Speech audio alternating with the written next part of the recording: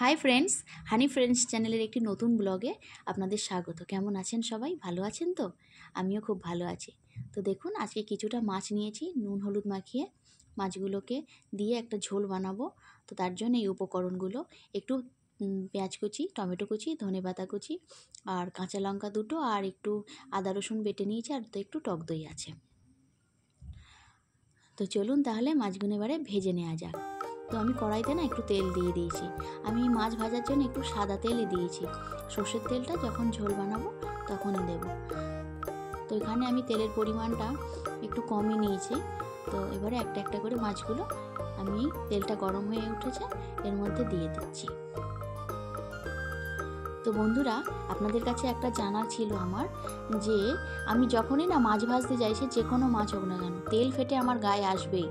মানে আমি যদি দেখা গেল কড়ার ধার থেকে একটু সরে গেলাম, তারপরে কিছুক্ষণ পরেও যদি আমি আসি, তবুও আমার গায়ে সেই ফেটে আসবে।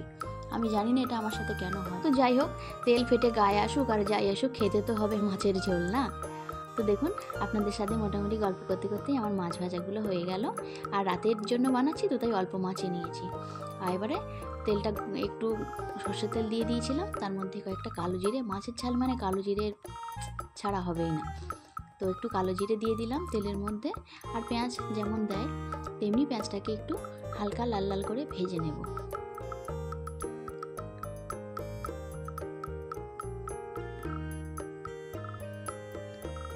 তো বেশ কিছুক্ষণের মতো আমি পেঁয়াজটা ভেজে নেব।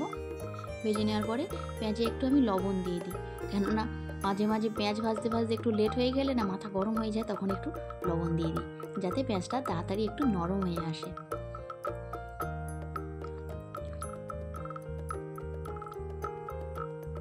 মোটামুটি পেঁয়াজটা একটু হালকা লাল লাল হয়ে এসছে।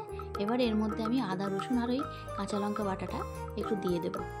আর আমি না বন্ধুরা, একটু কোনো কিছু রান্না করতে গেলে আমি একটু নাকি মশলা কম ব্যবহার করি। এই জন্য বাড়িতে আমাকে শুনতে হয় আমি একটু কঞ্জুস আছি। তো যাই হোক, যে যা বলে বলুক ভাই, আমি আমার কাজ করে যাই।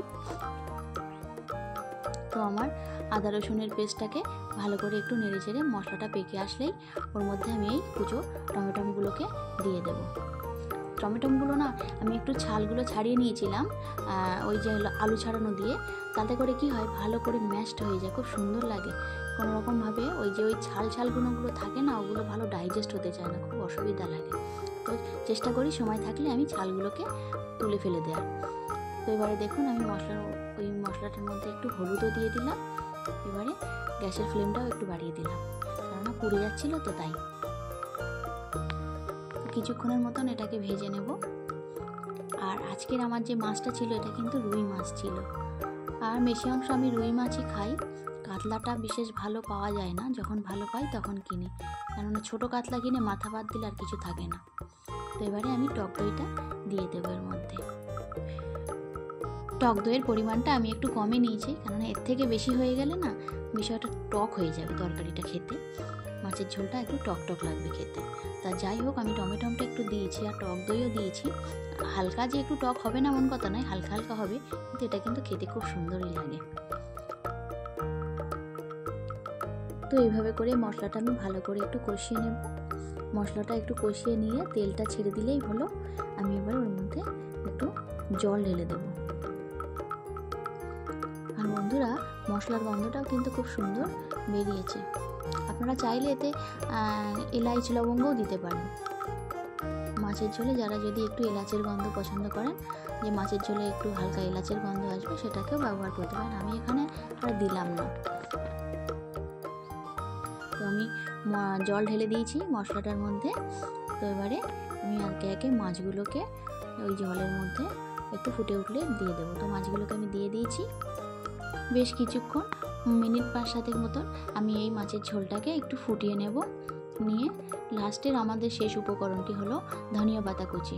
এটাকে আমি এর মধ্যে আস্তে আস্তে দিয়ে দেবো। ধনে পাতা কুচি না দিলে যেন কিছু একটা মিসিং মনে হয়। তো এবারে আমাদের মাছের ঝোল রেডি। আমি এবারে মাছের ঝোলটাকে একটু ধনিয়া পাতাটাকে একটু হালকা ঝোলের মধ্যে মানে একটু নাড়াচাড়া করে নিয়ে নামিয়ে দেবো। তো আমার মাছের ঝোল রেডি। গরম গরম ভাতের সাথে আমি পরিবেশন করি। আর আমার ব্লগটি কেমন লাগলো আপনাদের কমেন্টস করে জানাবেন। আর যদি ভালো লাগে একটা লাইক করে দেবেন।